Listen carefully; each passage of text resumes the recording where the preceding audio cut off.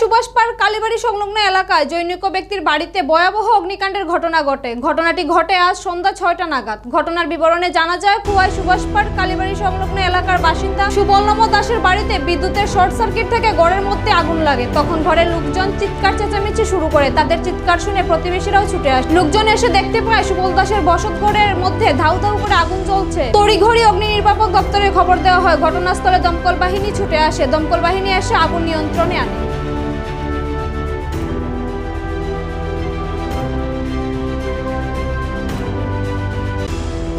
ছোট ভাই তার ঘরে এখন এসে জানতে পারলাম যে বিদ্যুতের শর্ট সার্কিট থেকে আগুন লেগে সে সম্পূর্ণ তার ঘর ভস্মীভূত হয়ে গেছে। তো ক্ষয়ক্ষতি এখনই নিরূপণ করা সম্ভব নয়, কিন্তু প্রাথমিকভাবে আমরা লক্ষ্য করতে পেরেছি যে ঘর থেকে কোনো কিছু বের করতে পারেনি, কোনো সামগ্রী বের করতে পারেনি, কোনো কাগজপত্র বের করতে পারেনি। যখন আগুন লাগে তখন স্বপন দাস বাড়িতে ছিল, কিন্তু তার যে ছোট ভাই সে এবং তার স্ত্রী বাড়িতে ছিল না।